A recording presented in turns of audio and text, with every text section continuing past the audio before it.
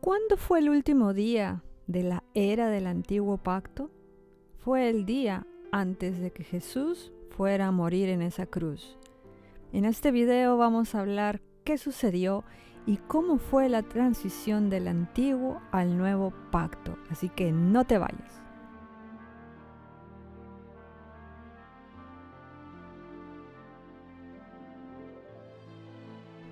Los seres humanos somos personas de hábitos y el cambio nunca es fácil.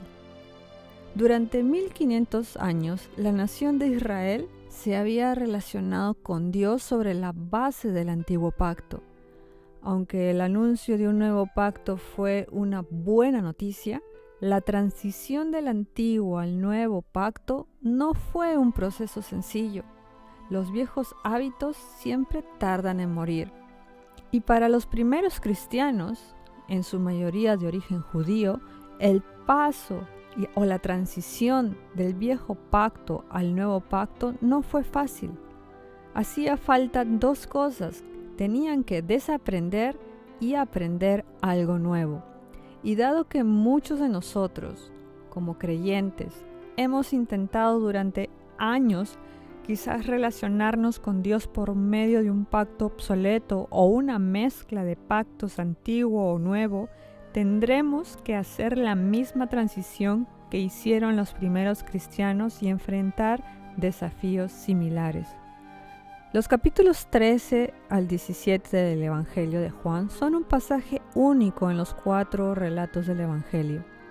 A veces se le conoce como el discurso del aposento alto o el discurso de la despedida de Cristo, que consiste en un conjunto de enseñanzas que fueron dadas por Jesús el día antes de ir a la cruz, es decir, el último día de la era del antiguo pacto.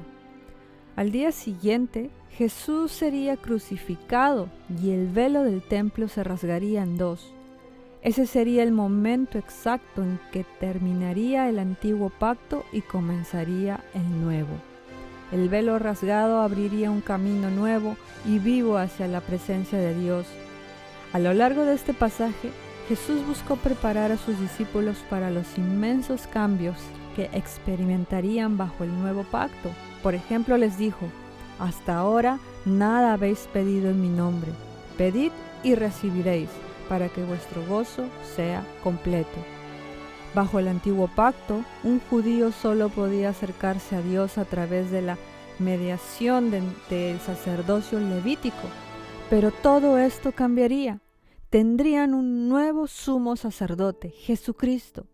Después de su muerte, resurrección y ascensión, sería exaltado como su nuevo sumo sacerdote. Y ahora sus discípulos comenzarían a descubrir el poder y la autoridad de orar a través del nombre de Jesús. Además, el ministerio sumo sacerdotal de Jesús significaba que ya no necesitarían un mediador humano o sacerdote. Tendrían acceso directo y personal al Padre a través de él. En aquel día pediréis en mi nombre, y no os digo que rogaré al Padre por vosotros, porque el Padre mismo os ama, porque vosotros me habéis amado y habéis creído que salí de Dios. Cuando Jesús estaba en el aposento alto con sus discípulos, el periodo del antiguo pacto estaba por terminar y hubo un cambio definitivo de dirección en la enseñanza de Jesús. La ley había hecho su trabajo. Los discípulos estaban conscientes de su necesidad de salvación y habían transferido toda confianza de su justicia a Cristo. Jesús les dijo: «Ya estáis limpios por la palabra que os he hablado». La justicia bajo el nuevo pacto es un regalo dado a los que creen en Cristo. Él es la justicia de Dios, y aquellos que tienen fe en Él son justificados, es decir, declarados limpios y justos por Dios y tratados como tales para siempre. Bajo el nuevo pacto, la vida justa no es el resultado de nuestro mejor esfuerzo o en el mantenimiento de las reglas. Jesús, el único que siempre ha guardado las reglas, viene a vivir dentro de nosotros por su Espíritu y escribe su ley en nuestros corazones. Llegamos a ser partícipes de la naturaleza divina. La santidad entonces es una manifestación por la fe de lo que Él ha obrado en nosotros. No tenemos una ley por la cual vivir, sino una vida. Ya no tenemos reglas, sino una relación con Él.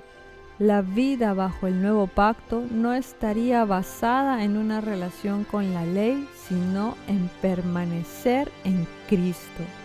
Nunca entenderemos la vida cristiana si no entendemos la doctrina de la unión espiritual con Cristo. Jesús no tenía una fórmula para el comportamiento nuestro cuando estuvo en la tierra. No nos dejó una receta para cada situación específica en la vida. En lugar de eso nos dejó un mensaje simple. Y Él dijo: permaneced en mí, así como yo he permanecido en mi Padre. Todo lo que Él alguna vez hizo, Él nunca lo hizo. Era el Padre obrando a través de Él. Y ahora en el aposento alto enseñó a sus discípulos cómo funcionaría la vida bajo el nuevo pacto. En aquel día sabréis que yo estoy en mi Padre y vosotros en mí, y yo en vosotros. El que me ama, mi palabra guardará, y mi Padre le amará, y vendremos a Él y haremos morada con Él. El Hijo, por medio del Espíritu Santo, vive en nosotros para que así y solo así podamos participar en la obra de Dios. De cierto os digo, el que en mí cree, las obras que yo hago, Él también las hará, y aún mayores hará, porque yo voy al Padre. La vida de la nueva creación consiste en la unión espiritual con Cristo. A lo largo de los evangelios, Jesús siempre cumplió los mandamientos que se encuentran en la ley, pero ahora, por primera vez en el discurso del aposento alto, comienza a hablar a sus discípulos de un mandamiento nuevo. Este es mi mandamiento, que os améis unos a otros como yo os he amado.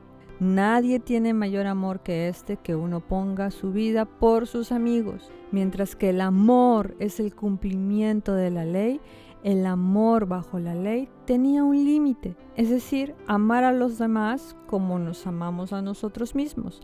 Sin embargo, bajo el nuevo pacto, debemos amar de la manera más grande posible.